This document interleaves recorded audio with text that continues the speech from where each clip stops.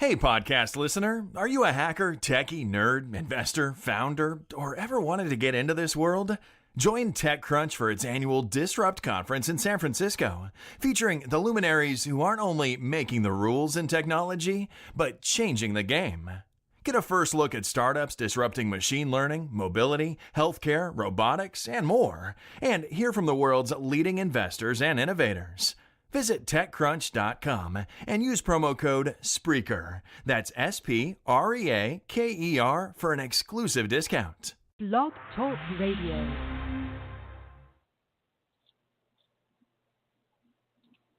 Alternative facts.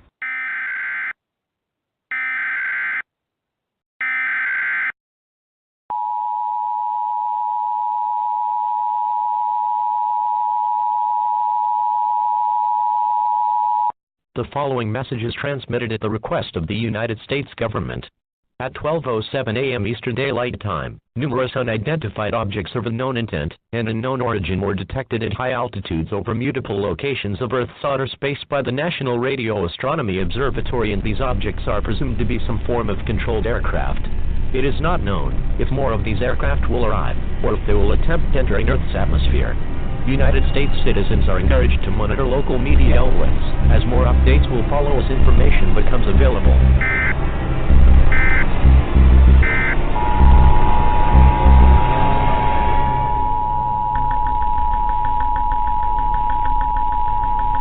The following message is transmitted at the request of the United States government. Attacks by the undead have been reported in several states across the country. The dead are rising from their graves and are attacking the human race. At this time, it is expected that more attacks of this nature will occur in several other states in the next few hours. The intent behind their attack is unknown at this time. It has been observed that a byte or exchange of fluids is a method of transmission. This is an extremely dangerous situation if they crave the taste of human flesh. It is not known whether this event will last for hours, days, or even longer. Stay calm, as authorities have been dispatched to deal with these creatures. An all-clear siren will be sounded when this situation is under control.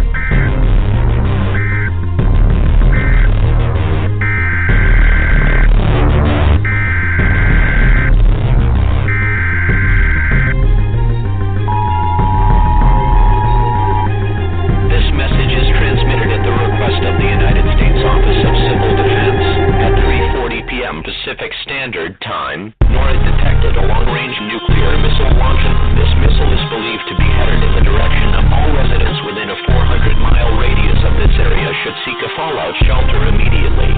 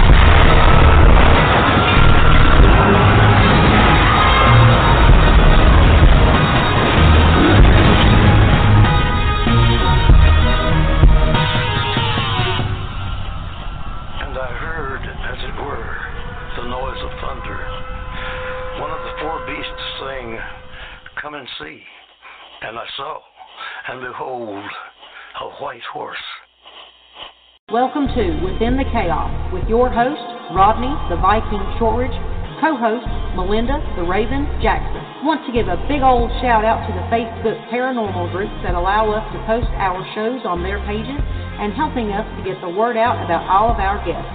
Also, a shout out to the Connor sisters. Hats off to Misty and Ashley.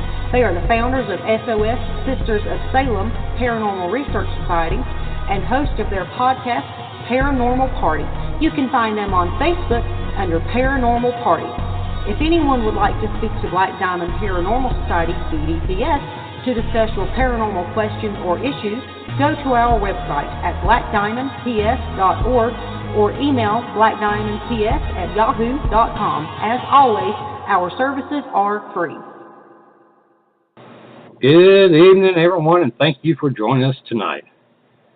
You can listen in by calling 516-387-1922, or you can go to the Vibe Radio Network website at blogtalkradio.com/Vibe Radio Network. For deep within the heart of the Appalachian Mountains, I'd like to welcome everyone and thank you for listening to Within the Chaos. My name is Rodney Shortridge, and I'll be your host tonight, along with my beautiful raven, Melinda Jackson. First off, I'd like to give a shout-out to my cousins up in Ohio, Jennifer and Joe Shortridge of 222 Paranormal. If you get a chance, check out their talk show. You can find them on Facebook under 222 Paranormal. Well, Raven ain't with us tonight. She decided she was going to bail. No, she's not feeling well. She didn't want to come in tonight. So it'd just be me. I'd be flying solo. So tonight, our special guest is David Bolin. David is a branch manager at R&S Graphics, Inc., and the lead graphic designer. So I'll go ahead and get him on, and let's get this party started. It's my honor to welcome our special guest, my friend, David Bolin. And David, thank you so much for joining us tonight. Buddy, it's an honor to have you on. Well, thanks, my friend. How are we doing tonight? I'm just tired today. It's just been one of those long, tiring days. I can relate. Well, David, I guess to get this started, why don't you tell everyone a little bit about yourself? Well, like you said, my name is David Bowling. Been born and raised in Tazewell, Virginia, and really born and raised to be a graphic designer. I started working with my parents' shop at R&S Graphics, Tazewell, and I've kind of taken over all designing aspects of the business, and we've been blessed to be open for over 20 years here in this community, and that's pretty hard to do.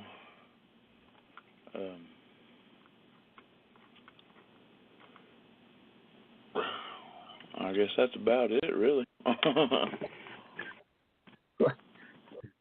Okay, well, tell us about your business, R&S Graphics. What are your duties as a branch manager, and what do you expect, from your business, and where do you see it growing to? I know you already went through 20 years, but what do you think about the next 20 years? Yeah, we see big things coming. We recently got a new printer and cutter, so we're actually now a large format printer. We can do things in-house a whole lot cheaper, faster, and just more streamlined for the customer. Things tend to last longer, and cheaper is always a great thing to get a better product at a cheaper price. Hopefully, we can grow this business into having at least 2 more locations within the next 10 to 15 years. Oh, that's awesome. That'd be great. Yeah. Well, what now do y'all specialize in? What type of print? We do embroidery, screen printing. We do anything from your campaign needs to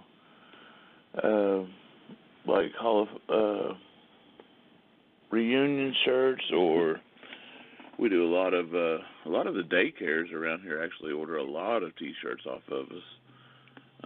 We do jerseys for football teams, baseball teams, as young as Little League, and all the way up to we've done some for our local colleges, and anywhere in between. We house a lot of blank merchandise that we sell daily. We have prints along the wall that you can come in, pick your own printout and get it printed there while you wait for it and get your own custom shirt made.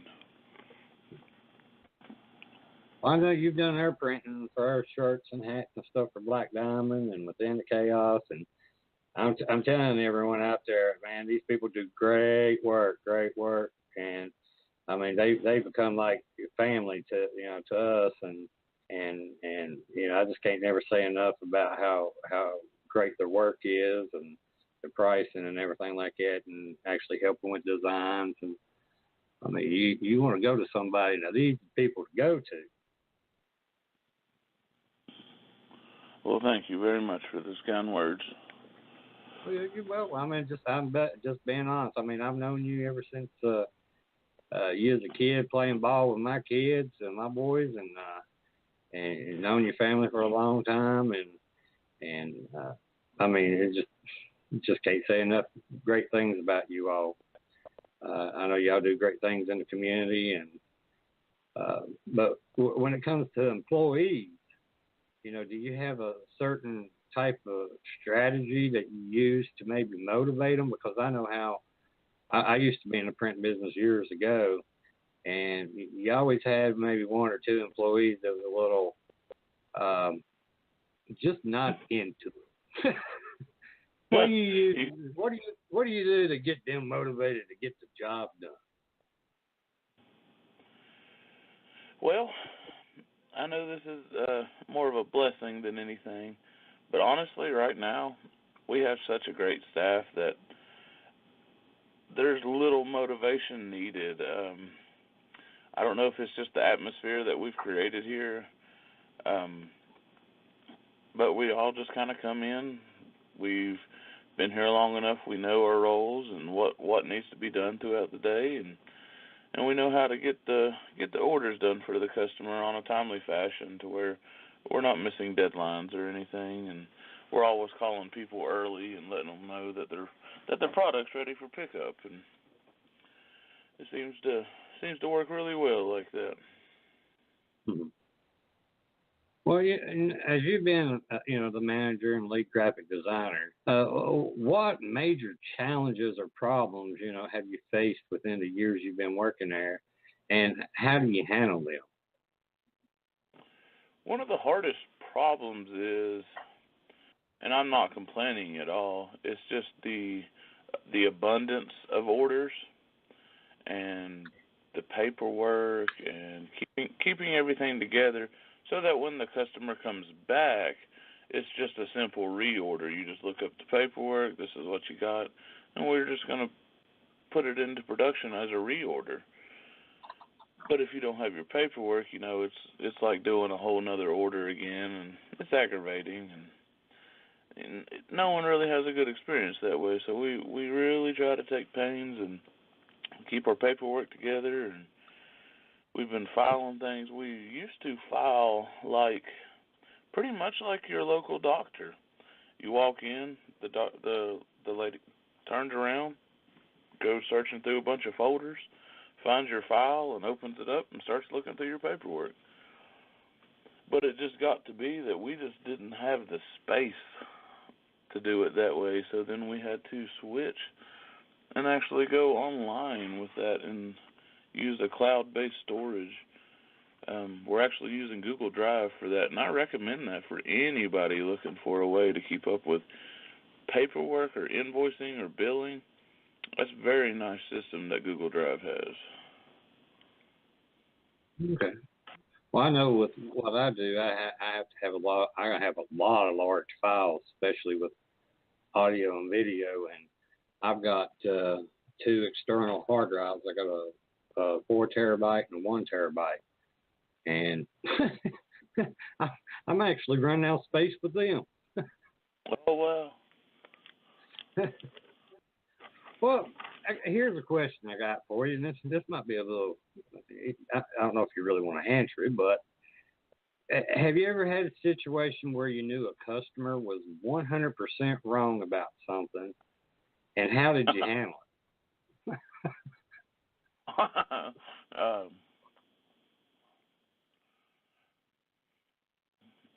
We handle those situations to to the best of our ability, but I mean, we're all human. Sometimes the emotions can get involved and tempers can flare, but at the end of the day, you know, there's no love lost, and we welcome everybody back.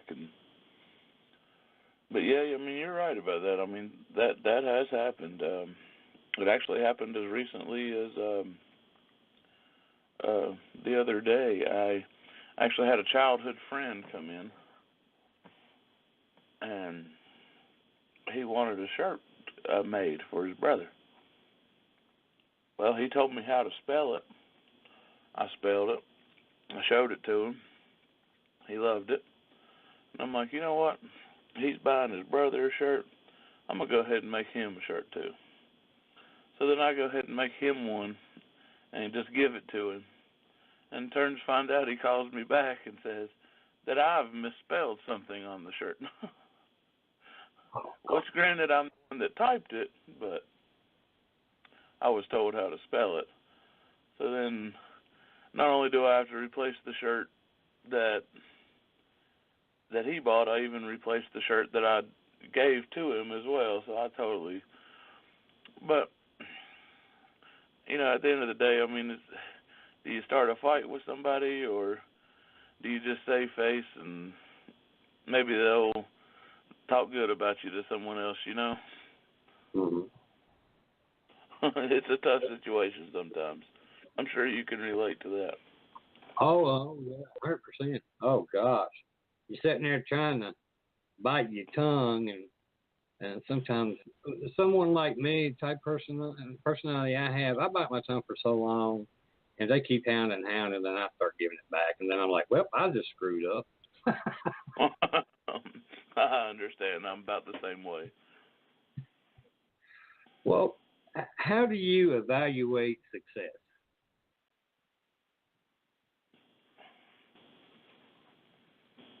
Friendship, long-term clients that actually have grown to be friends with us, like you're one, a perfect example of that. Not only did I know you before any RNS relations, but, you know, I mean, we've built such what I would call a good friendship through our work here.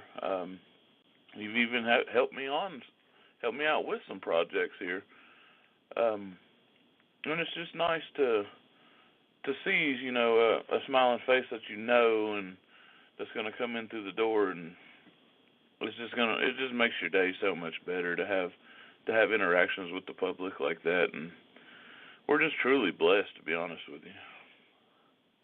Yeah, and because I know every time I come in there, it's always, you know, it's never just go in, get what, you know, order something and walk out. And I'm in there an hour and a half, just shooting the shit and having a good time. Yes, sir. Yeah, we enjoy it a lot. Well, and I know in the printing business it's stressful. So how do you handle the stresses and the pressure of your job?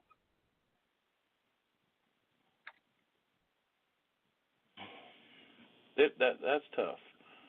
You're right about that. Just from all the deadlines and the artwork changes, and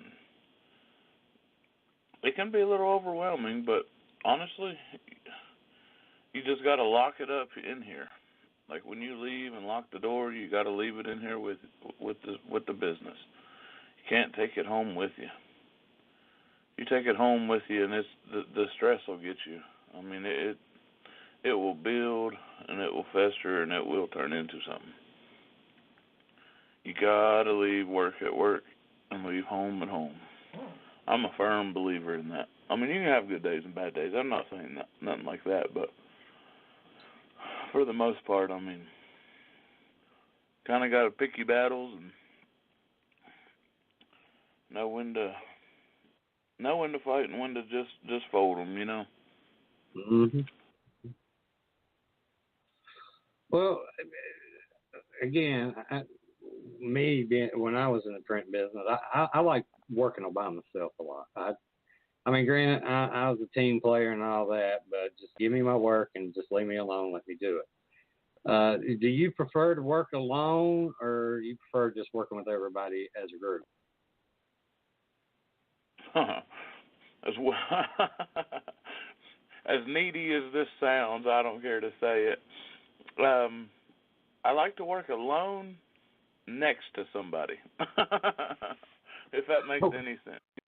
That way you can talk and cut up and still be working and getting your job done and getting the orders out for the customers, and but it just makes the day so much nicer, and honestly it makes the day fly by faster too if you can just talk and laugh, and it's nice to work with family and friends here. We don't have backstabbers and stuff like that. I'm truly blessed that, because I worked jobs where you had to watch your back 24/7. Someone was always talking about you or out to get you or just trying to get your job, basically.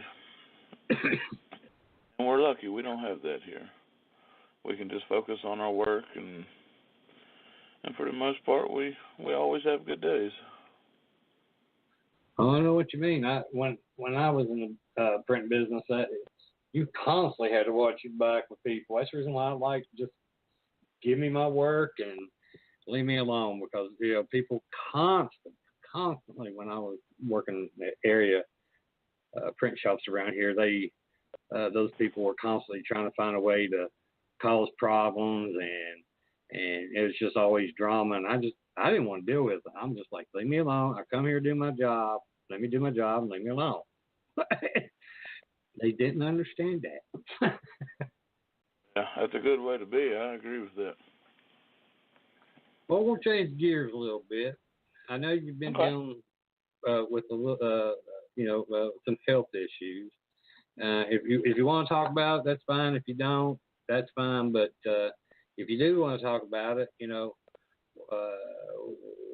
what are you doing to try to change that up or fix the problem?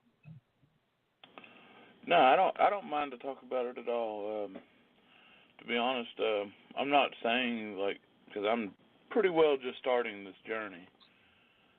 But at younger me, didn't even want this success story. Like I was embarrassed by it. But me today, it doesn't bother me at all. And as far as to say, I don't care to be the face of it. If I can be this town's story, that this guy did it, you can do it too. I mean, if I can help someone else, I'm so fine. I don't mind to talk about it at all. I've recently joined the Y. Well, I guess I should start with what kind of got me in this place. I developed lymphedema at an early age, and for and I was one of them. A lot of people don't even know what that is, and it's like you have your blood veins, and you also have like a fluid system, and that's your lymphatic system, and that's what carries your water around your body. And mine, from the waist down, has really slowed down in working and pumping, which has made me retain and gain a lot of fluid from the waist down. And come to find out, I've probably had that since I was a freshman in high school. I didn't know it, but I was diagnosed probably 2 years after high school. And then, which I was in decent shape, it didn't bother me too bad then. And then once I got out of school, out of sports, not exercising like I was, not exercising at all after a couple years went by. And then I found myself in a new role in my job, which requires me to be in a chair all day, drawing and invoicing and bill pay and taking orders over the phone and Facebook, that I found myself waking up, getting dressed and sitting down, going to work, sitting down, coming home and sitting down. And then a blink of an eye and 10 years went by, and boy, it added up quick. And it can. A lot of people don't realize how fast you can. It seems like you put it on slow, but you really think about it. I mean, it was like a blink of an eye. It seems like it'll take forever to come off, but I mean, it's a working process. You can't look at it like that. So that's my backstory on it. I come from a family where, on my dad's side, most men either have heart attacks, stroke, or some sort of heart disease. And then on my mother's side, my actual mother is a survivor. She actually beat leukemia. She's in remission right now. Praise the Lord. So as far as genetics go, I need to stay on top of this. And I should have never let this 10 years pass and lapse like I did, but I did, and I have no one to blame but myself. But at the end of the day, hopefully within the next few years, I'll have a success story that I'll have no one to blame but myself for. So I'm pretty pumped about that. I've already seen a lot of dramatic changes just from going to the Tazewell YMCA, or I guess it's the Four Seasons YMCA. I've been using the therapy pool there. It's a heated pool. They have a 6-foot end to where I can float. I don't even have to stand. It decompresses my spine. It's almost like a cheat code, believe it or not. I found myself almost crippled compared to how I used to be, and then using that pool is almost like a cheat code. I've just started back, and I'm already now every other day doing an hour and a half twice a day at the Y, and then an hour and a half once a day because of scheduling conflict. And then I take Fridays off because we're so busy at work. And I've gotten the fluid from my stomach and my chest. From what I can feel is virtually all gone. And my legs are smaller than they've ever been, even without my compression socks. So, I mean, and this is coming from a guy that got in so bad of a shape that parking right next to a handicap spot at Food Line, and they keep the meat in the back, and if I was to walk straight back there, just tag the counter where the meat is, and time I probably got back to the register, if no one was there, I'd probably just sit down on the floor. But just from embarrassment, you keep going, and each time you get back to your truck, your back is just, you're done. I mean, you can't move. Shopping in a store that size you might as well forget about it at the size I'm at. But I could not be a much more advocate for the Y in that therapy pool and the depth that they have it to where you can float and not touch the ground. And all I'm doing is basically maybe a mix between treading water and a doggy paddle. Mm-hmm. And it's like I can go forever. It doesn't even seem like I break a sweat. And I can tell that my day-to-day life and work, and I actually went to Food Line and I bought protein shakes, and I walked around and I bought string cheese and I bought some yogurt. I actually was looking everywhere for some Metamucil, so I pretty much walked the whole store the other day, and that's only after 2 weeks of the therapy pool. That's awesome. Yeah, I mean, it's really awesome. I mean, it's just a small success because so much of the weight is still on me, and I'm working to get that off, but, you know, that takes time. But just getting the fluid off helped tremendously. Mm-hmm. Well, what's your motivation? I mean, what's driving you? I know health, your health and your youth, but is there pushing you? Work.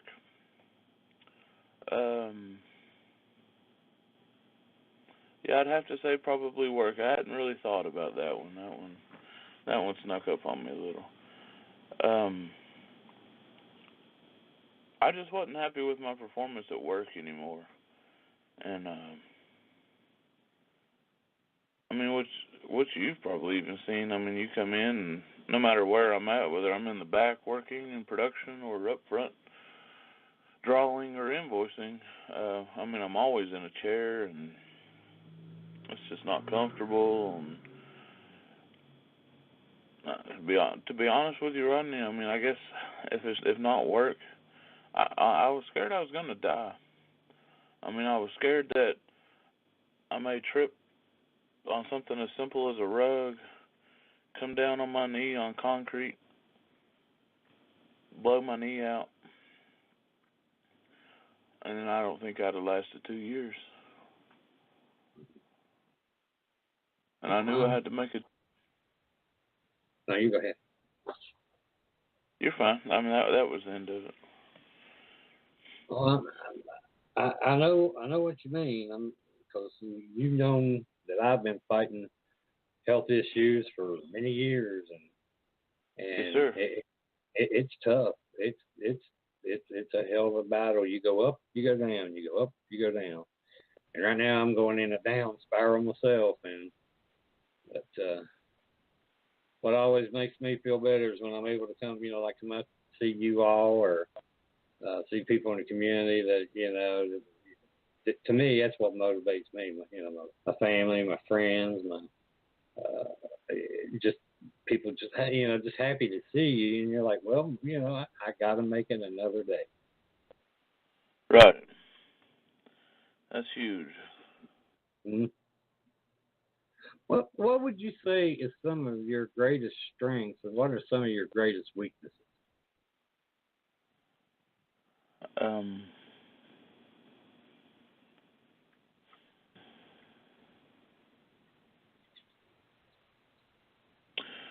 Probably, I don't want to sound cliche or nothing, but and I get it from my mom a lot too, is caring. Caring is a double-edged sword. I would have to say caring would probably answer both of those. It's probably my greatest strength and my greatest weakness.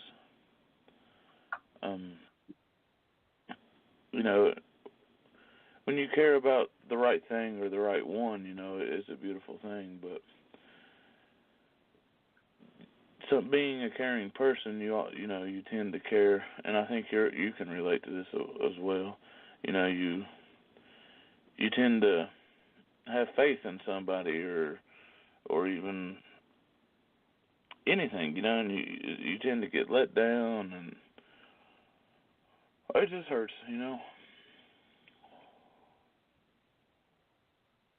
Yeah, I know what you mean. Well, I'm going to change it up on you again. Let's keep it going. We've talked about this between each other for as long as I've known you, and about where I'm in, have my own paranormal group, and I tell you some places we've investigated and stuff we've found. Have you ever had any paranormal experiences? And if you have, can you talk about them? You know, that'd be really cool if I had a nice story for you there, but I don't. I've never really experienced anything like that. I hate to say it, but almost kind of jealous of the ones that have. I mean, that's pretty cool. They have a story like that. Probably scares them, but it's still a cool story at the end of the day. Oh yeah, I know some of the people I've had on when we've been on investigations. I had one. Well, I think you've met her, Robin, the little redhead that's in the group.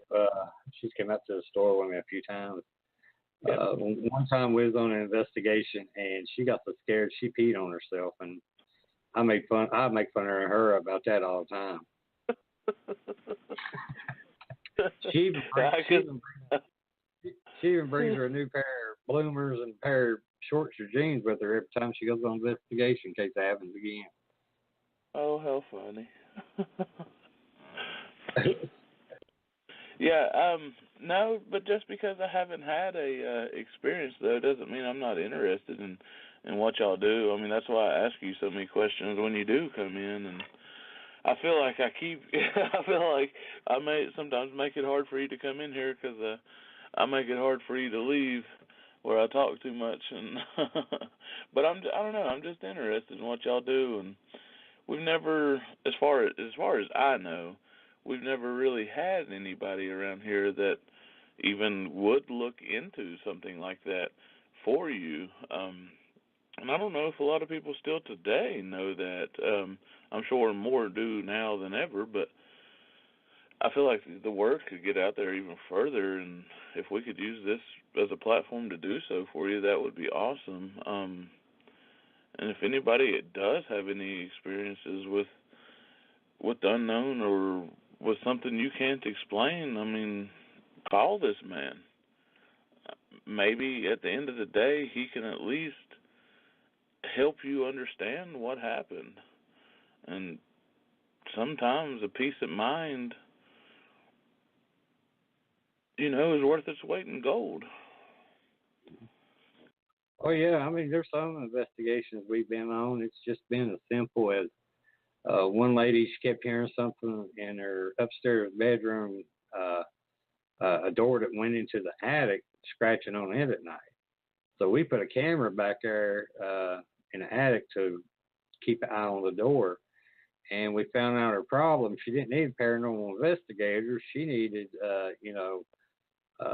a bug man, a pest control man, because she had mice that was climbing up on the door and bats. Well, I mean, sounds like you did your job. I mean, you found out what it was. Yep. It made her happy. Yeah. She has a course of action now to take care of it. I mean, yeah. Now, how does it work when, let's say, and you could probably even give me a better example if you had time to think about it. Have you ever been to a place just pretty much just like that? You go to investigate, and maybe you set up cameras or stuff, and you see stuff that maybe you can't even explain. Oh yeah, we've had a few of those, especially there at the fuel building in Pocahontas. We had a shadow that walked by camera, and I had Jerry Connor. He's our advisor. He works at Bluefield State College. He works in the film department, and he couldn't debunk it. He said, "It is what it is, Rod. Something we can't explain." And then at the Major Grand Mansion up there in Whipple, down in the basement, I had set up the camera because they said no one had set a camera up there before, and it was pointed towards the door that led outside. And you could see me walk to the right into an area that they call the slave, where they kept slaves chained up supposedly. And then you see this big guy walk in front of the door, but he has a black vest on and a white ruffled shirt. And everybody was kind of, was saying, well, that's Rod. And I'm like, no, it ain't me. And Jerry looked at it. He kept that one for like 6 months. And he used all these different wavelengths and different techniques to try to debunk it. And he finally came back and he said, that is what it is. That's a man in a black vest with white ruffled shirt on, long sleeve. But the thing is, everybody had on either tank top, shorts, T-shirts, because it was like 100 degrees that day. They wasn't nobody dressed up like that there. So, oh, wow. So, yeah, there's some things that we've got that, just it's there. It is what it is, but we can't explain what it is.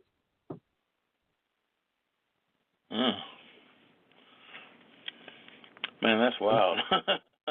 I know we were at a military base, and in the housing, one of the sergeants there had stuff going on in his house, and we had to go through a bunch of shit to get the permission to go in. Once we got the permission, we're standing in his hallway in his house, and he's explaining a bunch of stuff, and there's like 5 or 6 of us. All of a sudden you hear, the old bikes, the old tricycles that had that little rubber horn on it, whack, whack, or, it kind of sounds like a duck. Right. Horn on it. Well, we're standing there, and it sounded like it was right in the middle of where we're talking. You hear that, and then everybody's grabbing their phones, and I'm like, who has that as a ringtone or something? And everybody's looking, they're like, not us. And we went into his kids' room, searched everywhere, trying to see if we could find a horn or anything like that. And he swore them down. His kids didn't have anything, but he went through every one of their toys and couldn't find it, couldn't explain it. And it's one of those moments that you wish that you had your recorders and everything set up, because we hadn't done that. Wow. But yeah, that's just some of the experiences that we've had that, it's just we can't explain it. Wow. So pretty much, when you can't explain it, it's almost like you can. Yeah, ain't it? It's like you almost know, but you can't. You've got no proof, I guess, or physical proof. Mm-hmm. It's wild. Something to think about. Mhm. Or where we've talked so much about all these different things, what's your opinion about demons and angelic beings? Do you think they exist, or are they just fairy tales, or what's your opinion?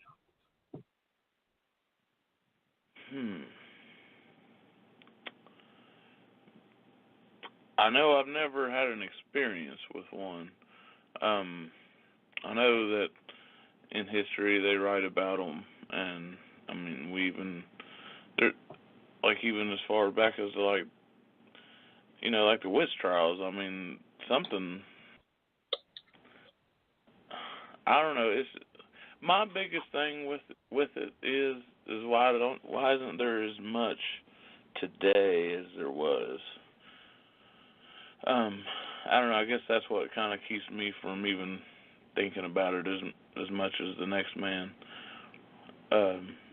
Just from the lack of any evidence going on today. Well, yeah, and that makes a lot of sense, because it seemed like there was all kinds of stories back in the past of all these. Some people would call them miracles, and some people would call them, just some kind of demonic event. But especially where people are claiming that there's less religion in the world today. They had more religion back then and had more events happen. There's less of to me, it seems like religion today, but less of these things are happening. Huh. I never really put two and two together, but you're right about that. Yeah, I mean, to me, it just makes me wonder if it's just where people's religious beliefs back then were so strong that maybe, they created this stuff psychologically, especially where you're talking about the witch trials. I mean, how can you prove there's a witch? You drown them? Right. I mean, if you don't drown, I mean, come on. That's right. a great way to prove that somebody's a witch, but I mean, even if you, like where you brought up religion, I mean, some religions, they speak in tongues. So when that first happened, I mean, would that not look like a demonic possession? I would think so if it was happening, when you're first witnessing it. I'd be like, what the heck is wrong with these people? I'll never forget my first experience with it in church. I mean, it literally scared me. It scared me to death. I had to leave. Which I was, as a young kid, I didn't understand what was going on. But it did. It tore me up so bad. My parents got me out of there. Wow. Yeah. Well, I know I was raised in a Pentecostal church, and when I was watching them going through that and women jerking and bouncing, and I was like, what in the world is this? And my parents had explained it to me, my grandparents and all that, and I'm still like, do other churches do this? Well, no, not really. Well, what makes you all so special? Yeah.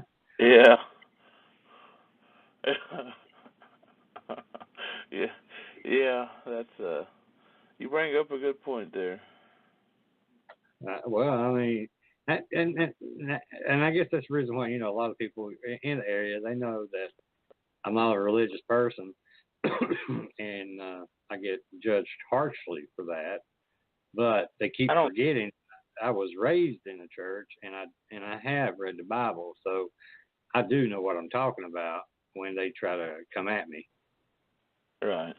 I don't get the whole judging someone that doesn't believe it. I don't. I mean, why can't we just be friends? Me and you never had a woman, I believe. Yeah. And saying I don't judge people. A sinner, and probably one of the worst sinners, but I mean, I believe. I mean. And I don't think there's nothing wrong with that. The way I look at it, if you're a Christian and you're trying to live a Christian life, I don't say a word about it. That's you, that's your thing, and I respect that. But what gets me today is with the Christians that claim they're Christians, but yet don't live the way they're supposed to live by the Bible, but yet want to judge someone like me. Yeah. I almost have a problem with that sentence until you brought it back more personal, where they're you. Because I've had dealings with that too when someone's like, well, I'm trying to go to church and stuff, and they're like, oh, well, look, I just seen him sin, like, he's not living, right? What the heck's he even going to church for? Like, that doesn't make any sense to me. I mean, why would you even go to church if you wasn't sinning? I mean, it sounds like you're doing pretty good. But yeah. I've never understood people when they maybe you go home and you drink a beer or something and someone looks at you funny, and I mean, we're all human. I don't get the whole judging one another. I mean, so what? Maybe, I don't know, something on you, or not you personally, someone else, but they know something on me. So, I mean, why is it that they get to hold that over me like they're superior to me? That's not right. I don't think that's how it's supposed to be. Oh, I agree 100%. And and the people picking and choosing stuff out of the Bible, that's something else that gets on under my skin, because they try to use, I've had some people argue me the Old Testament, and then I have some argue with me the New Testament. I'm like, they're like, well, you can't go by the Old Testament, Rodney, especially when I start trying to, debate them back. And I'm like, well, you just used that. Why can't I use that? Well, we don't go by that. We go by the New Testament. I'm like, well, you need to pick your battles, buddy. Yeah. You got to make sure which side of the fence you're on. Very true.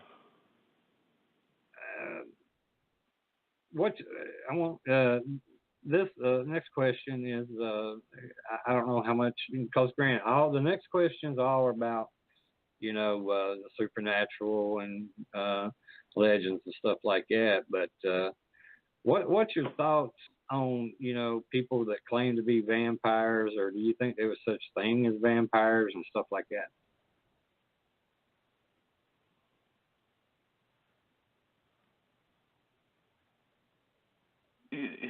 Honestly, I haven't thought about that in so long, but I honestly grew up believing that, Transylvania and all that, like, that's where they were, and and that may just be from, my dad just picking with me, but as a kid, you take your parents seriously, and I honestly grew up believing that, and I guess just the stress of life and working and trying to make ends meet, it's kind of just become a distant memory. But that's something that's always intrigued me, was the whole Transylvania area and its ancestry, and I like stuff like that.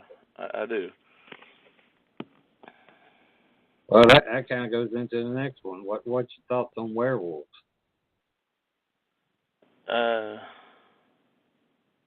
I don't believe in them or nothing, but boy, they make for one heck of a villain in a movie, though. They spent a lot of nights freaking me out as a child. I'll tell you that. Most kids are, I'm scared of the dark, stuff like that. I watched a werewolf movie when I was younger, and that about ruined my childhood. I won't lie, especially when it come to dark time. Especially with a full moon. I'm sorry? I said, especially with a full moon. Yeah.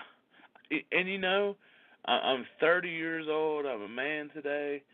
I'll walk out of my house and I'll look up and I see that full moon today, and I still get nervous. I don't like a full moon to the day over werewolves. Wow. You kind of get a creepy. You kind of get a creepy feeling, don't you? I kind of get that myself, even though I know, if there are any werewolves, wow. But just that creepy feeling that maybe it's right. possible. I would go as far as to say I don't believe in them, but I don't know, man. It's like that full moon. I guess all those movies I watched when I was younger, when I see that full moon, I get such an eerie feeling, like something's about to go down. Yeah, I know what you're talking about. Of the moon I do not like. Any other cycle I like, which is weird, but I'm just being honest with you. Hey, I'm 48 years old, and I still go out like a full moon and go, And the reason why I get that is because where I live, and I mentioned this on another show, especially when I talk about, have guests on talk about Bigfoot. I've watched a lot and try to study a lot about Bigfoot because, I've seen one two of them in Cold Creek years ago when I was hunting. And I also, there for about 2 or 3 years straight, about every spring and every fall, I'd hear this around 2 o'clock to 4 o'clock in the morning. I'd hear this hollering outside because you get your windows open, and then all of a sudden the dogs start raising hell, and I'd go out there and I'd hear it screaming, and it sounds just like that type of screaming I've heard on these videos and shows of a Bigfoot. And I talked to one of the guys about it, a researcher, and he said, yeah, it knows that it's out there, and when you go out there and try to listen, he said, you're just hearing one of them, but he said, I guarantee you there's a good 5 or 10 of them that are around that's watching you. I'm like, well, that don't make me feel good. No. I don't know that there's 5 or 10, 8 foot to 12 foot, 1,000-pound men out there ready to whip my ass. It don't make me feel good at all. No, I'd say not. But what's your opinion on Bigfoots and UFOs? Have you had any type of experience like that, or know anybody or anything? I wish I had a Bigfoot experience. I do. I'm intrigued by that. That's the one thing. Like, we could go on all night, like if we believe in different things or not. But the one that I'm most intrigued about is Bigfoot.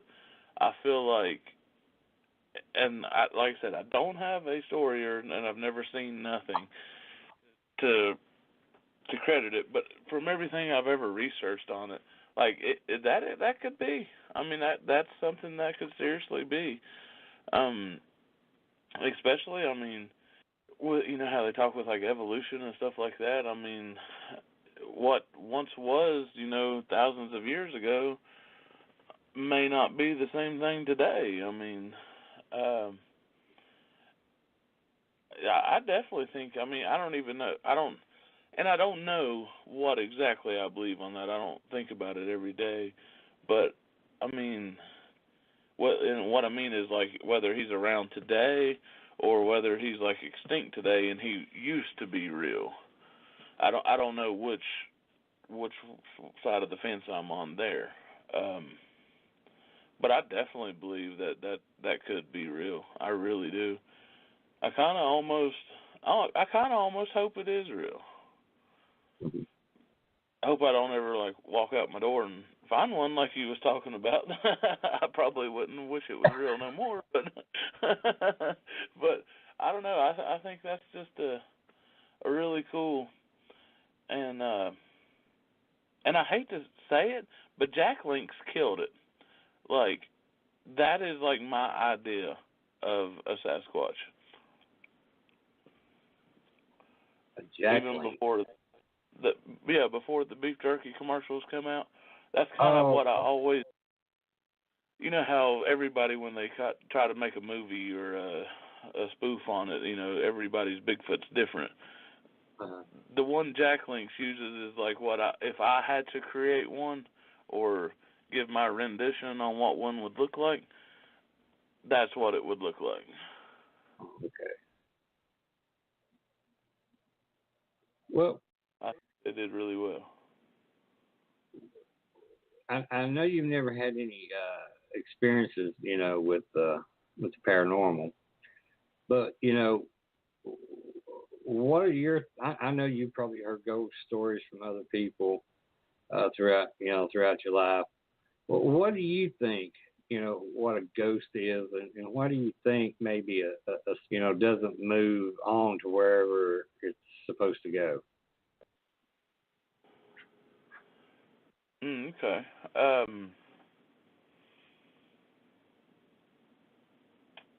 Yeah, that's tough. And I feel like it could be for any reason, really. Whether it's love or even a body of work, something if they were really dedicated to whatever they were working on and right before they get to finish, maybe they die, and they just can't come to term with it, spiritually, to where they can just rest and go on. I think, even love, a number of things. If you can wind up in like per se like a limbo, I truly believe there would be a lot of different different reasons why I don't think there would be just one. And I could be wrong about that, but that's just kind of how I've always kind of taken that. That's why I don't know. I've always been told you want to come to peace.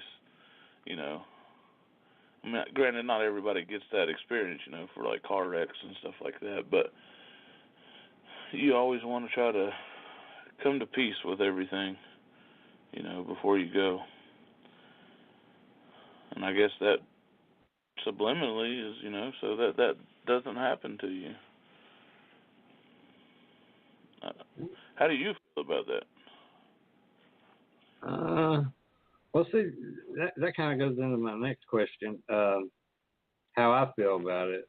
I think that Bigfoot, UFOs, the paranormal, far spirits or ghosts, I think that it's not so much a religious or spiritual thing.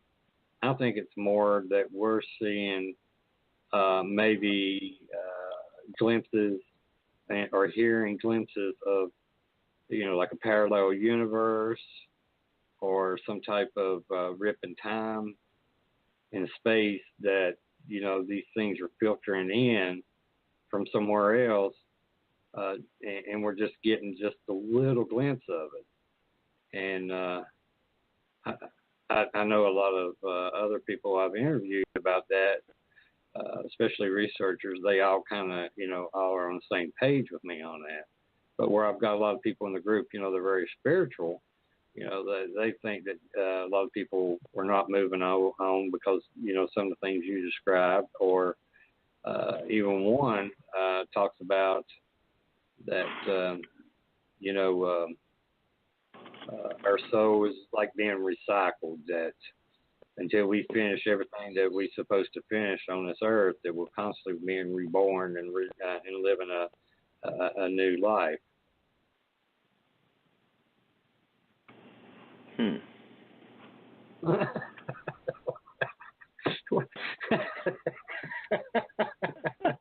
can see you sitting there going, I don't mean that in a condescending way. I know it probably sounded that way. But it was. I was just in deep thought, and that's like I wasn't like a picture and you kind of caught me off. I didn't know what else to say. I think I throw you off a lot sometimes when I talk to you. That was a really intelligent answer. I wasn't quite expecting that. Oh, thank you. I'm not even. I hate to say it, but I don't even. I'm actually looking that up right now. I'm on the BBC News. Just not.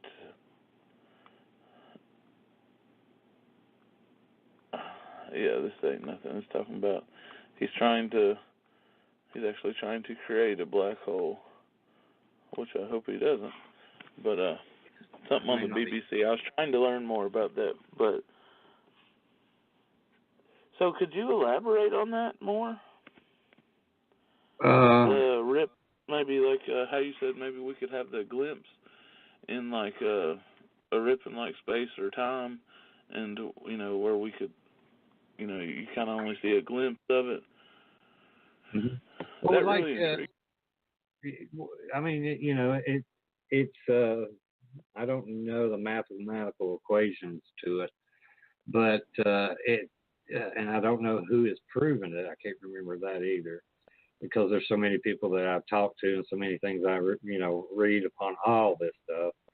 But I did read something about a rip, that we could possibly have a rip in time and space that that would filter in, you know, a possible what we think are ghosts or spirits. They're actually from another dimension or another parallel universe, and those people may be getting glimpses of us also and thinking they're maybe some type of spirits or something. And where this has happened throughout, you know, man becoming, being evolved to what we are, you know, that's a possibility that it may not be a spirit. You know, some scientists think that, we don't have a soul, or that our conscience is our soul. And, once we die, that's it. But, there's other researchers that think that we either pass on through another, like I said, being a rebirth, or that we pass on into another universe and start, life all over again. I've never really thought about that, passing on and coming back and, being reborn into something else or someone else. That's reincarnation. Yeah, that's what's called reincarnation. At yeah, that point, that's in it. and the church, the Catholic Church, many years ago, believed that we came back like that we were reincarnated. Yeah, isn't that how they got the stigma of being a more, I don't know how to say this without offending anyone, more of like a free, like kind of can do what you want in a way, church? Maybe. I don't know.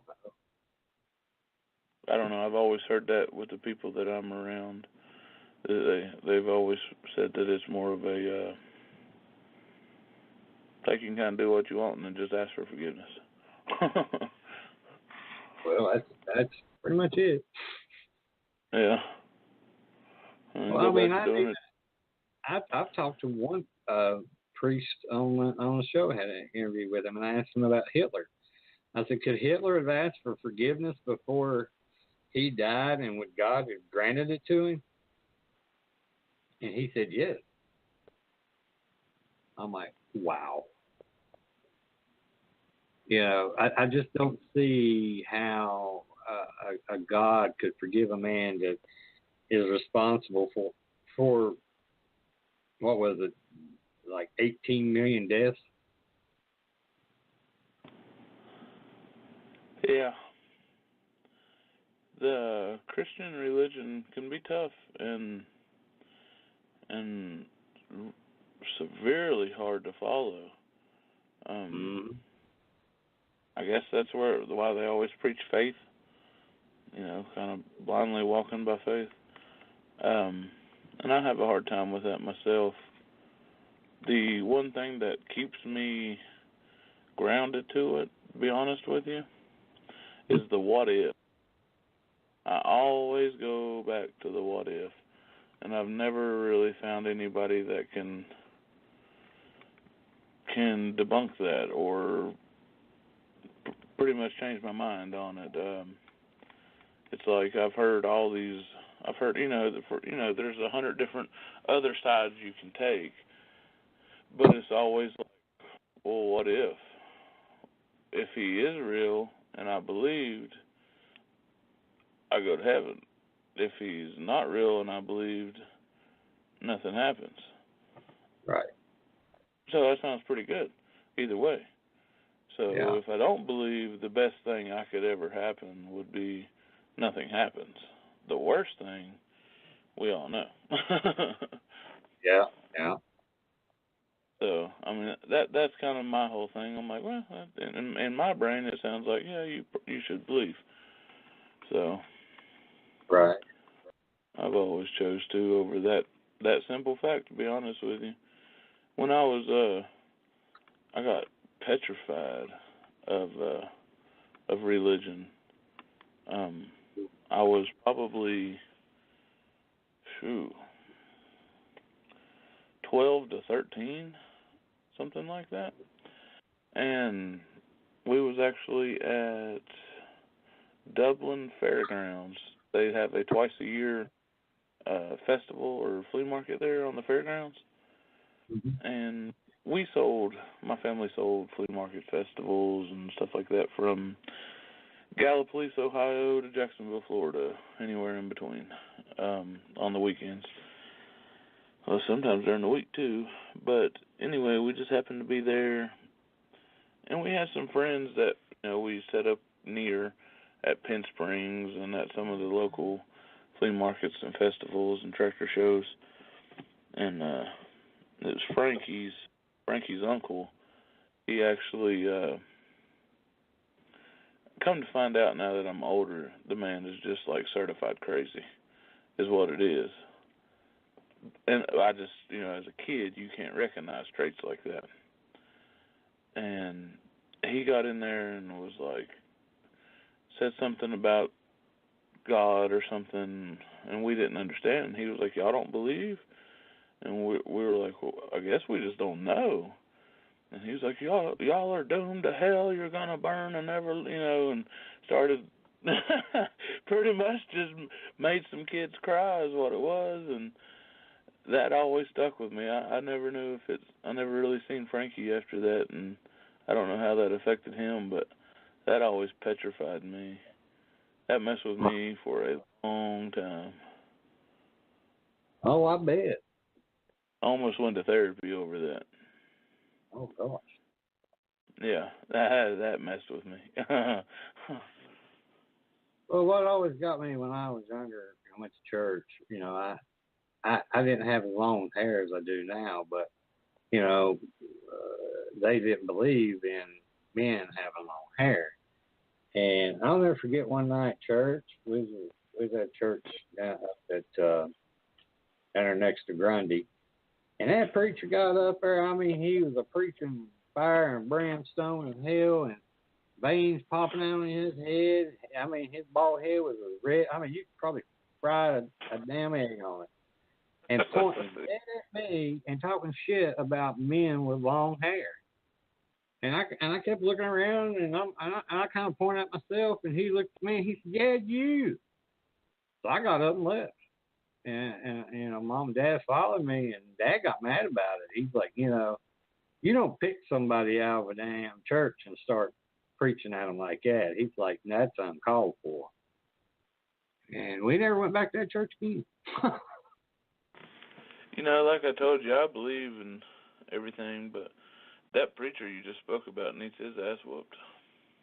He does. I mean, you don't run. And another time, this was before the hair thing.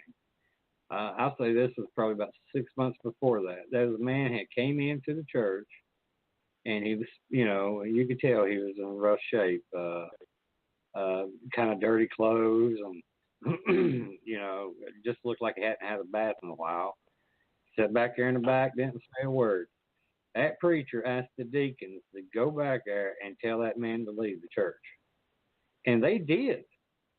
And then my uncle witnessed it, and he stood up and said, what you all just did was just flat out wrong. He said, we're supposed to accept everyone into the church, no matter who they are or what they are, and help them the best of our abilities. And he walked out and he left. I don't blame him. I don't blame him at all.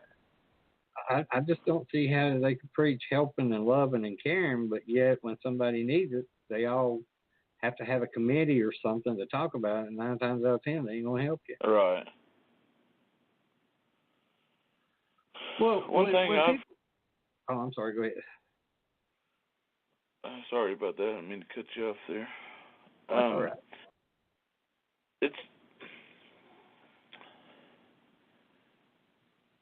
I don't know.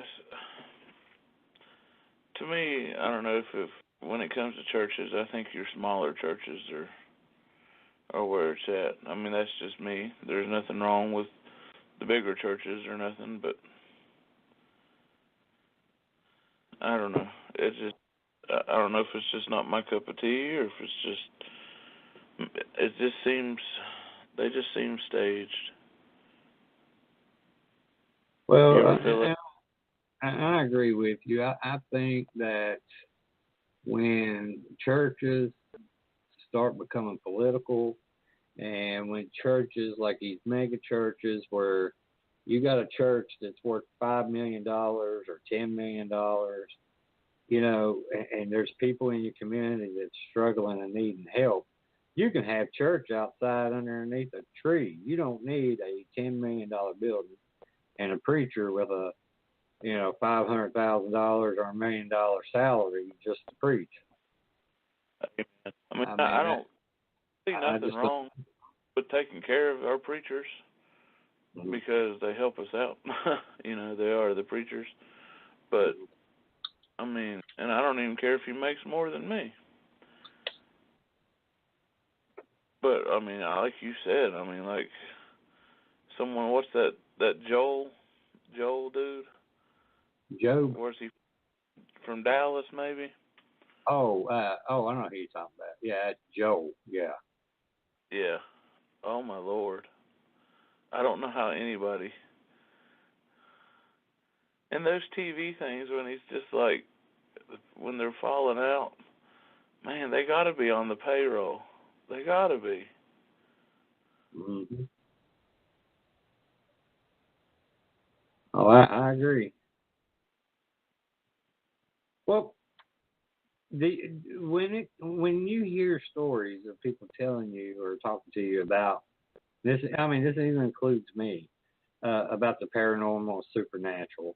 Do you have any skepticism when you hear these stories, or do you kind of just take them at face value? It really depends on who's telling the story.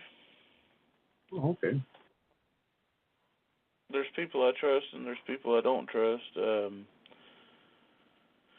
With you, I love to talk about it with you. Because I think there is, if not, and I think you could, I hope this doesn't come across as an insult. I don't mean it as that. Even when we talk, or even like you said earlier, even at the end of the day, I just flat out don't know what this is. When maybe the next person, might come in and be like, oh, it was a ghost. It was a flat out ghost, and I don't, all right, he don't seem educated enough that I need to be listening to him. But when it comes talking to you, it just seems easier that you've put in the time and the effort and you've got the knowledge, and I like what and all you're doing. That's why I've kind of always followed what you've done. And I know you may not know it, but I'm always clicking on the stuff you share and reading up on it, and I've always been really intrigued by it. So I guess to fully answer your question, there are some things I just flat out don't believe in. Like you said, maybe you brought vampires and werewolves. I just flat out don't believe. But when it comes to more of the what I call the paranormal side, which would be your ghosts or spirits, and maybe even things that are that go bump in the night. If I can steal that phrase, that sometimes can't be explained. I truly believe what y'all are doing is a wonderful thing. I'm a firm believer in peace of mind. If you can help people get a peace of mind, there is no way anyone can ever tell you what you're doing is wrong or is a bad thing or nothing, because it's just flat out not. No matter what, if you give someone a peace of mind, you're doing a beautiful thing. I appreciate that. I know everybody in the group appreciates that. We've had a hard time here in our area with people. I've complained about that forever. Right. But we've always been, people have accepted us all around except from where we're at. And that's always broke my heart. It really has. Because it's just so much I'd like to do to bring in this area. But every time I try, I constantly hit a wall or get knocked down or taken away. And like I said, it breaks my heart. And because we do, like you said, we try to give people peace of mind.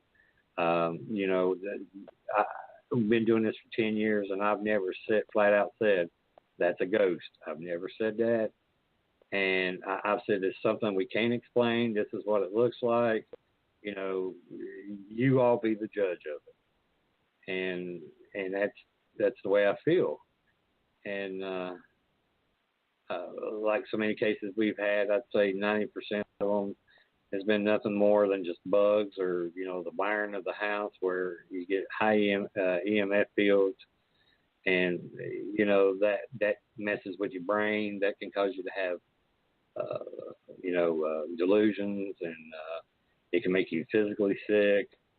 And it's not nothing paranormal. It's just something the electrician needs to come in and work on. All right.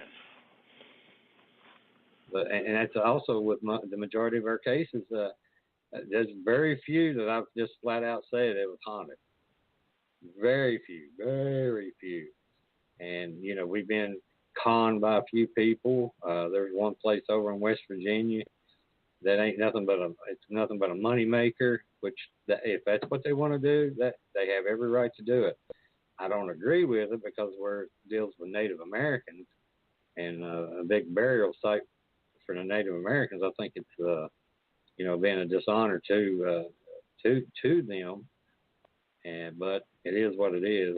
And when I did the report about that case, the man who owned the place at the time, he wouldn't even meet with me. He told me to just mail the information to him. So they pretty well knew that what they were doing wasn't right. Mm-hmm. They wouldn't even. Yeah. That's true.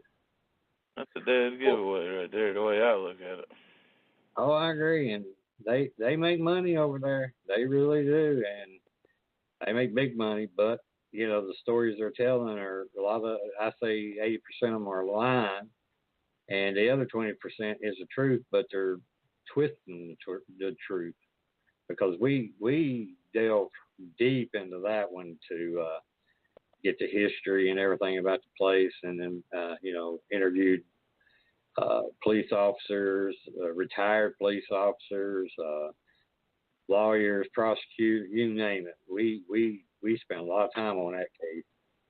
And once I was wanting to show him the evidence, he wouldn't meet with me. He said, just send it to him. Well, that's like watching a movie to the end and the power goes out. You don't get to watch the end. That's horrible. I figured he was going to do that. I just had this gut feeling. Well, where you deal with the public so much, you know, has anyone, you know, what is the strangest, you know, or the weirdest story that, you know, anyone has told you about anything, you know, whether it's anything paranormal or anything like that? But, you know, why just came in, you know, somebody's coming in and just like, you're just sitting there going, what? Ain't no way. Huh. Lord. Let's revisit that question. Let me think on that one. I don't have prepared for that. Okay. Well, see, have you ever been to like any haunted locations or any haunted tours? And if you have, you know, are there any places in the country that you'd like to go and do one of those investigating tours or visit some type of legend area?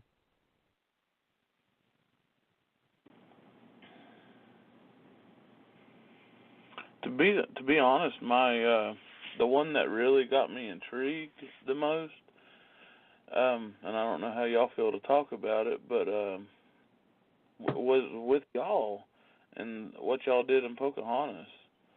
That one had me more intrigued than anything, and it was probably the local standpoint of it that is what really drove and got me involved, and I felt it kind of makes you feel included, you know, when it's that close to home. Well, I know that we spent a lot of years up there, and there is a lot of activity in different buildings. And when we were doing the haunted tours, I mean, when the first year we did them, we had like I think 4 people show up, and we did it for 5 years. And on the 5th year, we had 189 people show up. We had more people. I never expected that many people to show up. And due to circumstances beyond my control, Historic Pocahontas pretty much just took it away from us. And I don't know what they're doing. I know there's certain things they can't do because everything was done under Black Diamond's name. So if they're giving any haunted tours, then they're using their information. That would be a no-no. So are they doing tours over there? Well, I think they did one tour the year after they kicked us out, but they're not doing haunted tours. They're just driving people around town. They're not taking them into buildings and telling them, the stories and the history of the building location and, any paranormal events that we either captured or other people experienced. They're not doing nothing like that I know of. But if I find out, that would be bad for them. I can see why. Good for me, but bad for them. Right. Yeah, I mean, it's kind of odd that it took me that long to even get into it, but I think that's what did it, honestly, was knowing you and knowing that, I don't know, there's a trust we have together, that, or we've known each other for so long that I didn't feel like I was watching something off of TV talking to you, when you watch something, I always watch it with a, like, is this entertainment or is this, you got to try to figure it out. But when it come to you, I was just able to let my guard down and just listen for a change instead of having to have my guard up and, like, oh, well, that ain't real. Oh, that's, I call bullshit on that. And, you're able to just take in more knowledge, I think, that way when it's, the information is either coming from someone you know or trust, or I think that's just a much better way to go about it. So I mean, this local Black Diamond Paranormal Society I think is awesome. It's probably the best way I know how to say it, is just flat out awesome. Well, thanks. I know since we started, there've been other groups that have started up and they didn't last long at all. And, I think we're the only one in this area right now. And, we've kind of slowed down a little bit. I know when we first started, we was gung-ho. But now if we do 2 or 3, 4 investigations a year, I'm happy, because it just takes so much time to go over the audio and video and photos and everything. And before, I would sit up here day and night to knock this stuff out within a week or two. Now I just, where I've been having my health has not been real good this year. I told everybody we got to pull the reins back some, because I just can't do it all no more like I used to. And that's kind of worked out, because a lot of places, when we do investigate, most of the time it's out of town. We haven't done, I think, maybe 4 or 5 investigations around here in Tazewell, but I know the one we done up there at Grattan, I just lost the house. What it was called? Yeah, Molly Time's house. Yeah. When we got that and it went on, my ghost story, I mean, dude, I was tickled to death. And then the one for Pocahontas, I was like, wow, everybody's going to be excited that that this is happening here in Tazewell. But not many people were excited about it. Actually, I got a lot of hate messages over it. I spent the night in that house. Which one? Molly's Home? Yes. That's a very intriguing house. That's a very freaky house for a young kid. Yeah, I'd say so. It's just, I don't know if it's just like constantly settling, which sounds crazy, or what, but there was noises all night. Different noises, from banging to creaking to, I'll never forget that. I think his name was Andy Lawson, and his family had bought it, or maybe was renting it when I was younger, and I ended up spending the night over there with him. And he was like, even at that age, he's like, this house is haunted. I mean, he flat out told me. And at the time, I'm like, bullshit. You're full of shit, Andy. You know, I probably shouldn't cuss like that on air, but forgot we was on air for a second. And he, so I mean, he pretty much told me, and I just didn't believe him. And then next thing I know, you know, it's the end of the night. We're going to bed. He's done fell asleep, and I'm over here in a recliner, trying to fall asleep. And needless to say, I didn't sleep much in that house. Yeah, there's something going on there. Yeah, there's and I'm something like, going on there. Ghost or nothing, but it would be nice to have someone like you to go check it out again, and to have to see. So I mean, you did check it out. So what was your findings from it? Well, you know, I had personal experience there because of the fact that we had so many people there in the group that showed up that by the time I paired everybody in twos, that left me odd man out. So what I did, I just kind of floated around when people were investigating stuff, and I'd sit in with them or sit and watch monitors, whatever.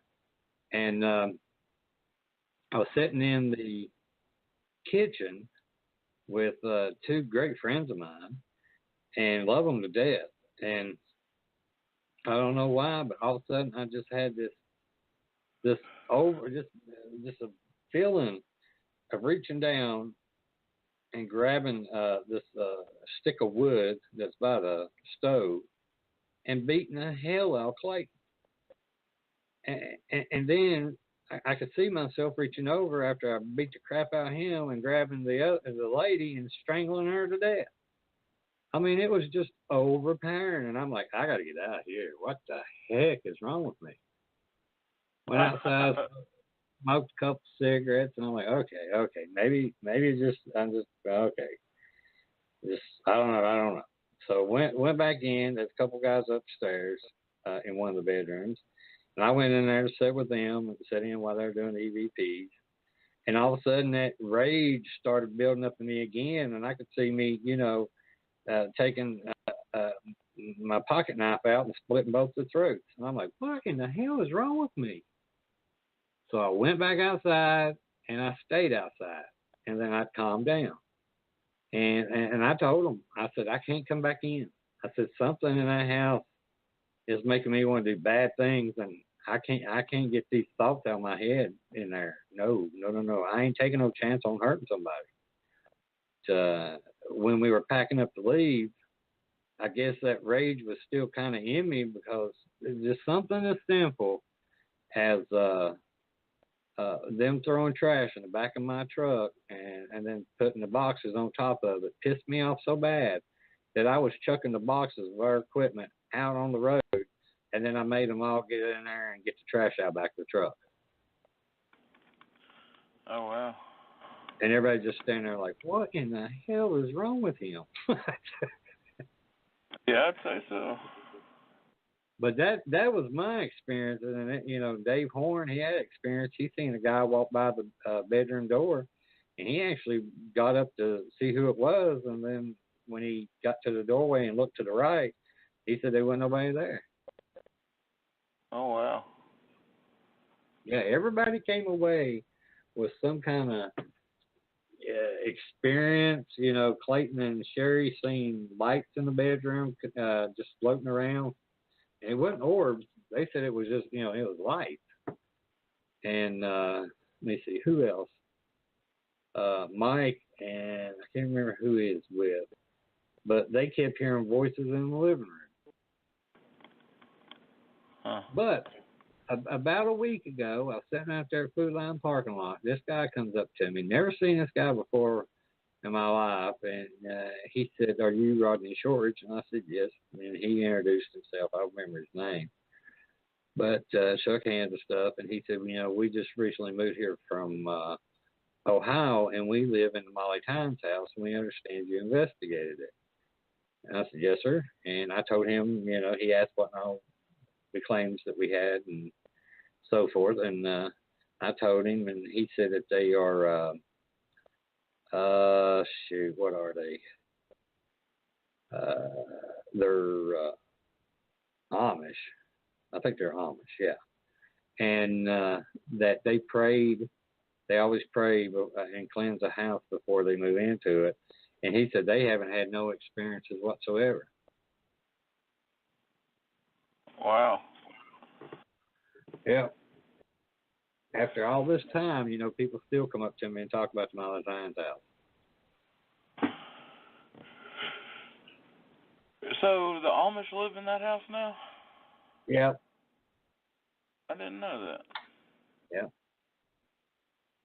Sure do. I guess they just recently moved in there. So I know the people that rented it to Mr. Stiltner, the guy that asked us to come and investigate. I can't remember the owner's name. They were tickled to death about us coming in there, and because they had experiences too, and they wanted it, someone to say, yes, this is really happening. That's kind of how I felt. I didn't like the vibe in that place either. Well, I know you kind of touched on, paranormal TV shows. What's your opinion about paranormal TV shows? Do you think, that it might be helping or hurting, the paranormal field? And where do you think the future, of the paranormal field is heading? Do you think it might be coming to a slowing down or coming to an end or just full steam ahead?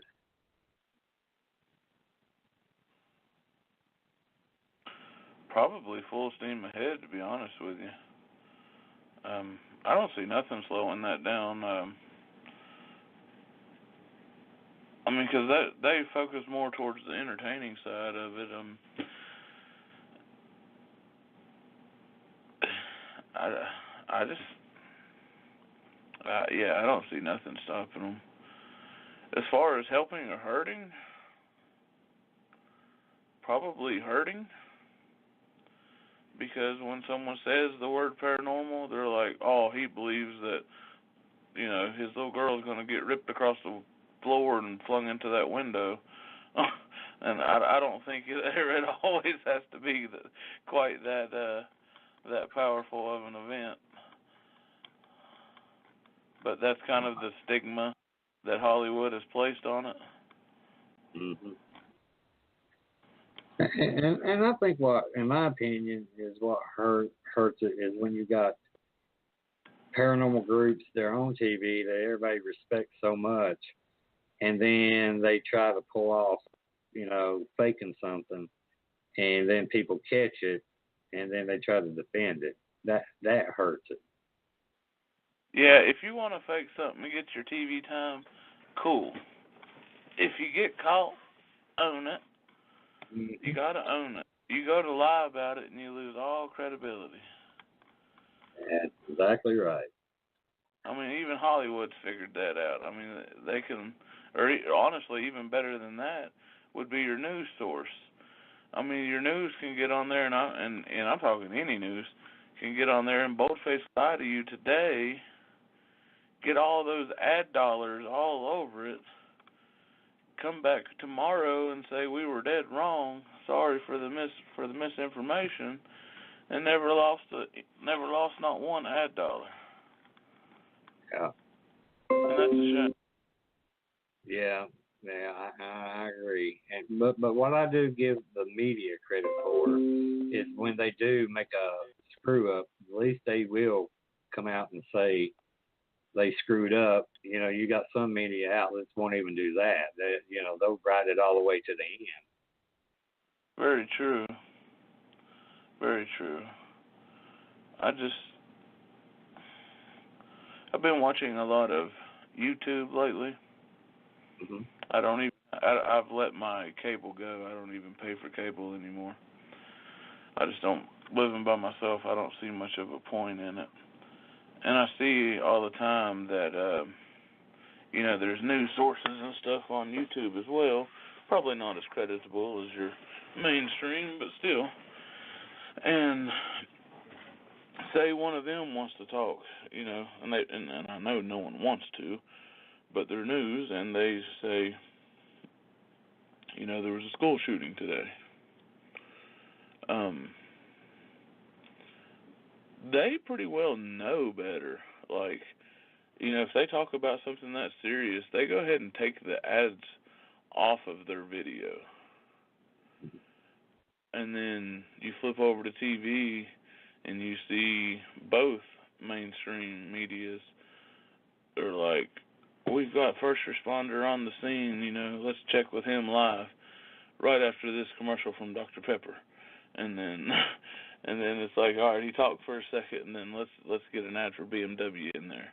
And then it's almost like it turns into prime time television, but maybe at 2:30 in the afternoon when everybody's at work. But they know everybody's tuning in because it's such a tragedy, so they amp up the commercials. And if you even notice, the branding of the commercials go way up. Yeah. And if that's the case, I mean, how much are they even telling us accurate, or how much are they just filibustering to be able to keep us entertained to where they can play us another ad? Mm-hmm. Well, I know. I think what hurt the news and the media is it ain't like it used to be. Everybody has an opinion, and I'm fine with everybody having an opinion. That's fine. But when you're making millions of dollars off of your opinion, shit, everybody should be making millions of dollars because everybody's got an opinion. And yeah. Tell the news. When I was a kid, I remember Walter Cronkite. There we go, I guess, close as I could get it. But anyway, I remember him. He told the news. This is the news. This is what it is. It's up to you to process it the way you feel like you need to process it.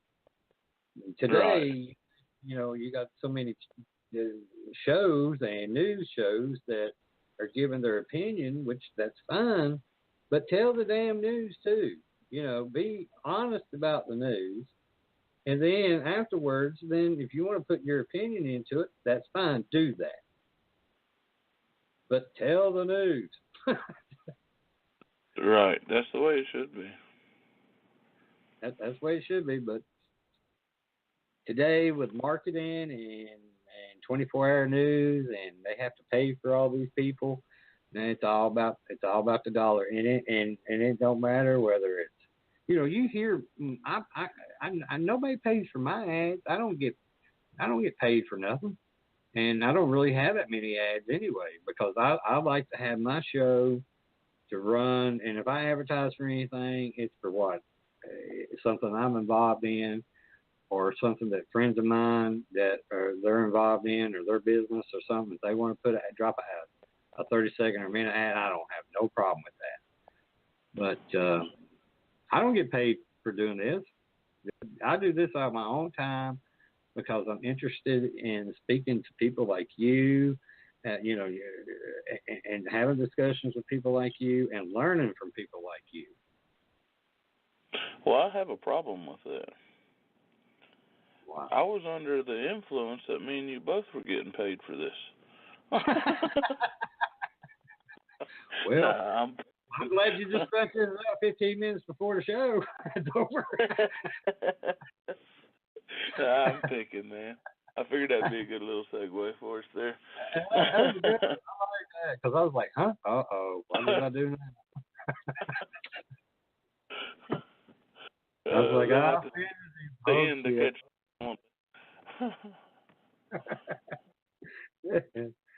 Well, have you thought about the question I asked earlier about the strangest or weirdest story that's ever been told to you? Yeah. I've been thinking of how to say it without, because I don't want to name drop anybody. Well, that's fine.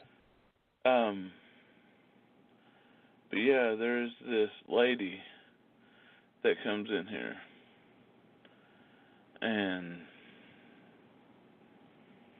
she is totally obsessed with this sport. Well, I know I'm being vague, but I don't want to publicly ridicule somebody. And she pretends to know all of the, I mean, granted, you know, like me with football, like, yeah, I know who Peyton Manning is, but it's not like I can call Peyton Manning, you know what I mean? There's a difference in knowing and truly knowing somebody. Right. And I think she gets confused with that, and she comes in here, and she will stay for hours talking about this, and it's a sport that really a lot of people aren't into anymore, and we try to be nice, you know, because you just want to be nice to her, but she just won't leave sometimes. It's wild. Wow. She's always like, and I don't think nothing's wrong with her that I can tell. I really don't. She's always like, this person's going to be in my wedding, and we're going to get him and all his crew team, and they'll be in our wedding, and it's pretty wild, man, some of the characters we get in here. It is. And also, this was a couple years back. She used to come in, and she always thought that one of the girls that worked with me was my wife. You know, we always told her, like, no, she's married. Like, and it's not to me. It's like so I went into to Magic Mart one day, and she was working there, and she was like, how's your wife doing? Or no, or where's what's her name at? And I was like, probably with her husband. And I think I embarrassed her little heart so bad. I always told her, I was like, she's not with me. You can't be going around telling people that. Wow. Yeah. We get some strange ones that come in here, man. We really do. It used to be way worse when we sold more just like the T-shirts off the wall. Uh-huh. Like we wasn't quite a custom shop yet. It really did. Everybody has a story to tell. It's kind of interesting dealing with the public. I'm sure you can relate. Everybody can relate to dealing with the public. Oh yeah, oh God, yeah. It's like you're on the clock. You're going to be my therapist for the time that I am here. It's like I'm not.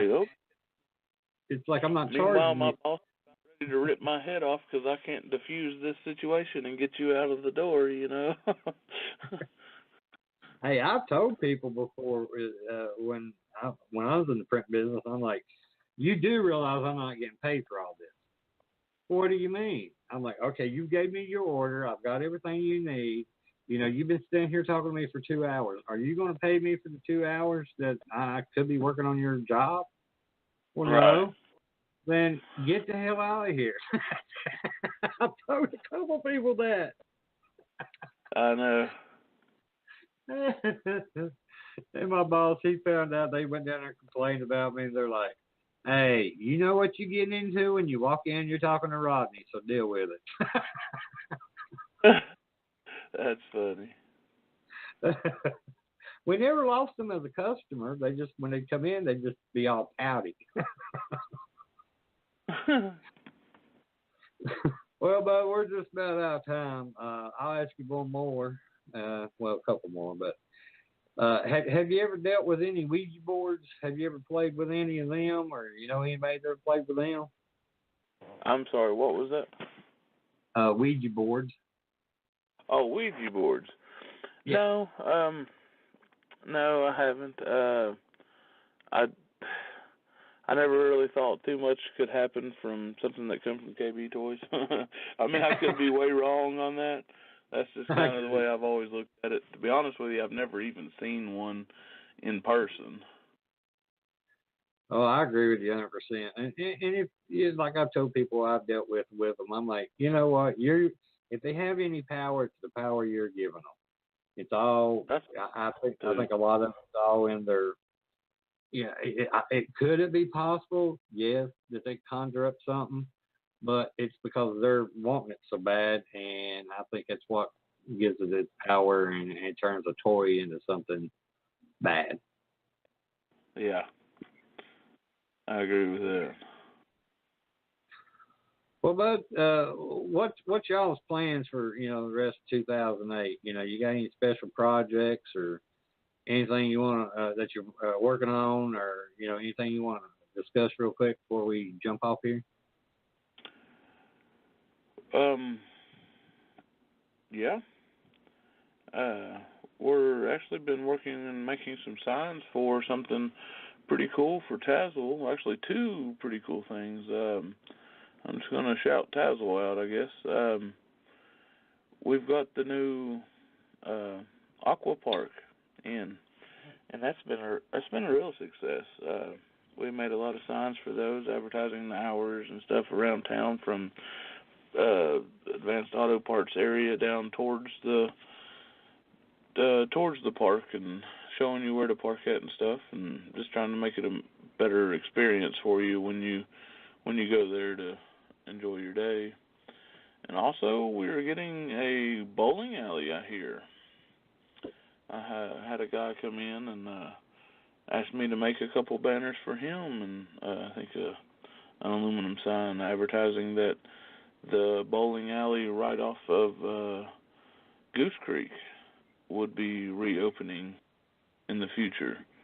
So Tazewell might be getting a bowling alley as well. Kind of excited. I know our town, everybody tries to say, there's not a whole lot going on, and for the most part they're right, but, we're trying, so I'm pretty pumped about it. That's great. We need in this county bad. And I want to add also that we're going to be bringing out information hopefully by either end of this month or first of next month for you to do some banners for us for the Phantom Fest that we're going to be having at the Russell County Community Center in Lebanon, Virginia on November 3rd. So he always does great work for me. So we're going to be putting him to work. Oh, thank you. Yeah. If you need me, that's what I always tell people. My business is promoting you, so if I can make you happy, I'm doing my job. And that's one thing that's great about, you promote us, I promote you, because when people ask me, where'd you get them signs? I got them R&S Graphics. Where'd you get them R&S Graphics? What about them boxes? R&S Graphics. When we're at an event or something, I've had a couple people, they've been on my team, they're sitting there going, you're promoting R&S Graphics more than you are us. I'm like, well, they're asking where we got our sign and everything. I'm not going to lie. I sure thank you for that. Oh, I appreciate that. Can't say it enough. We love you, big man. We love you too, and also they tell everybody. I want to tell everybody real quick. Our 10-year anniversary, I had a couple plaques made for Member of the Year and honorary members. He does them every year for us. I went out there to get them, and there was 3. And I reached down there and I'm like, what's this third one? I didn't order 3. And come to find out, they decided to do me one for my 10 years of service for Black Diamond. And he caught me off guard with that. It was a great gift from him and RNS Graphics, and I can't thank them enough. I'm going to hang it on the wall because the people in the group got me a trophy too. I wasn't expecting that. That's what I was going to say. It turns out you was the big winner on that day. You got a trophy and a plaque. I did. Jeff said, I just got a plaque. How perfect. But it was a great day, and and I spoke about you all when I was talking about giving my, I guess, 2-hour-long speech to everybody. I bored them. That'd be all right. Yeah.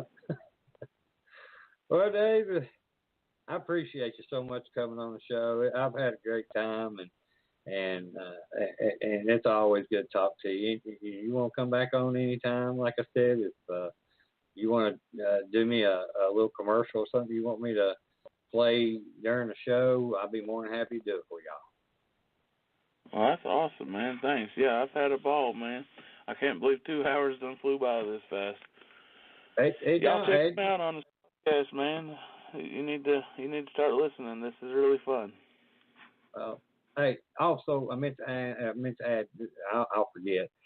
Do you have a website or Facebook page or something that people can get a hold of you? Yeah. You can Google our phone number and stuff like that. But if you want direct messaging, our Facebook page is where it's at. You can just look up R and S Graphics, and that's at RANDS Graphics INC. So you can find us there and message us. We've got a really fast response time, unless we're asleep. But other than that, we'll answer you. Well, Dave, again, I appreciate you coming on the show, bud, and I guess I'll talk to you when I see you again in a couple of weeks, or you need anything, give me a holler, bud. Hey, take care, my friend. This has been my pleasure. Oh, thank you. You have a good night. You too, buddy. Bye-bye. Okay, bye-bye. Okay, I want to thank David for coming on the show. I have nothing but respect for him. And like I said, I welcome him back anytime. Our guest for next Thursday night, August 23rd, will be medium, consultant, medicine woman, paranormal, spiritual internet radio show host, Dawn Short. She thinks that we don't have, within 2 hours, won't be able to have enough to talk about. Oh, yeah, we'll have enough to talk about. But I appreciate y'all. Everyone have a good night. Be safe. Have a great weekend. This is Rod saying goodbye.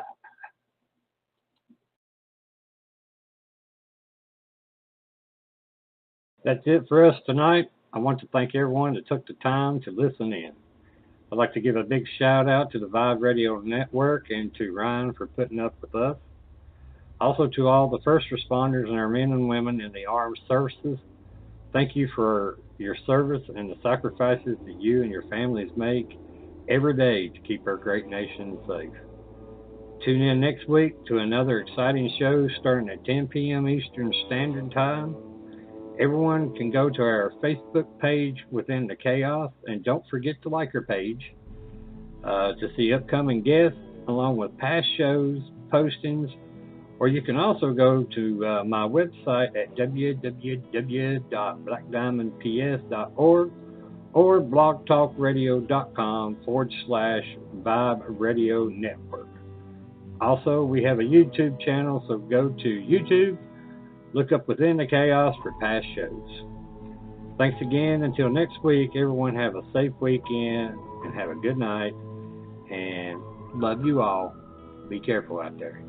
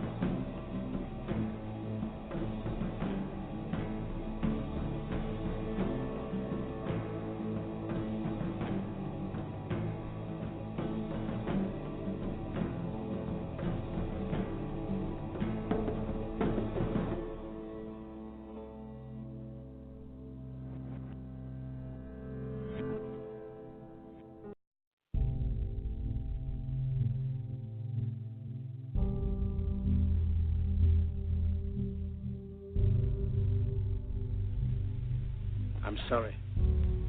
But I don't want to be an emperor. That's not my business.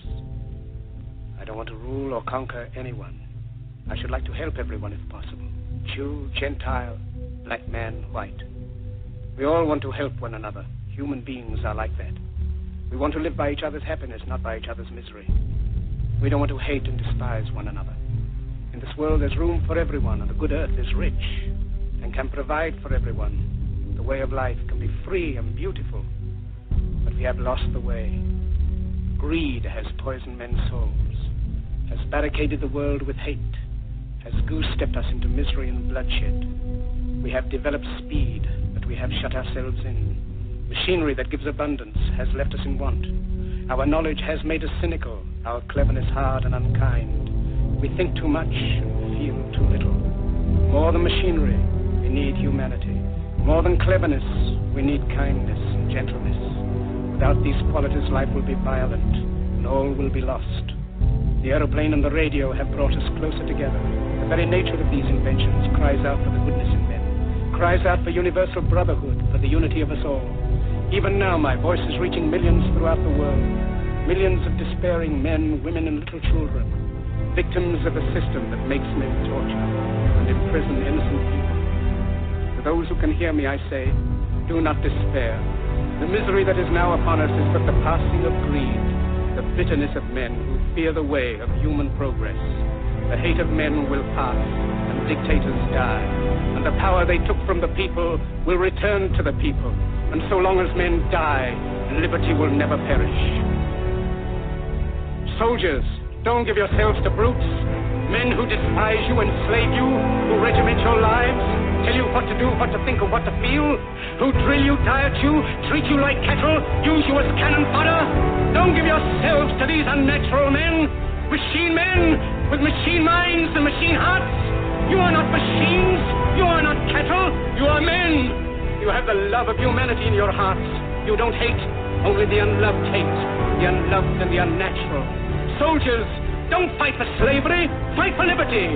In the 17th chapter of St. Luke it is written, the kingdom of God is within man, not one man nor a group of men, but in all men, in you. You, the people, have the power to create machines, the power to create happiness. You, the people, have the power to make this life free and beautiful, to make this life a wonderful adventure. Then in the name of democracy, let us use that power. Let us all unite.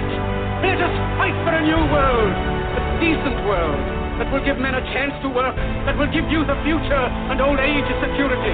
By the promise of these things, brutes have risen to power, but they lie. They do not fulfill that promise. They never will. Dictators free themselves, but they enslave the people. Now let us fight to fulfill that promise. Let us fight to free the world, to do away with national barriers, to do away with greed, with hate and intolerance. Let us fight for a world of reason, a world where science and progress will lead to all men's happiness. Soldiers, in the name of democracy, let us all unite!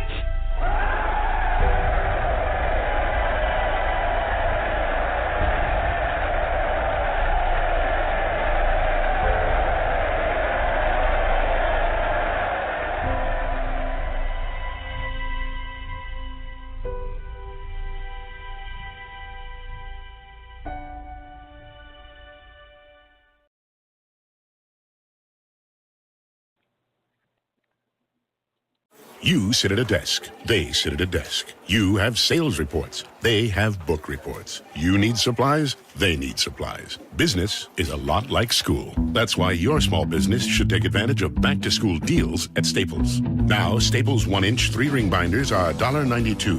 1-subject notebooks are just 25 cents, and 2-pocket poly folders are just 35 cents each. Make back-to-school your business at Staples. In-store only while supplies last. Offer ends 9/1/18, limit 30. Hey, podcast listener. Are you a hacker, techie, nerd, investor, founder, or ever wanted to get into this world?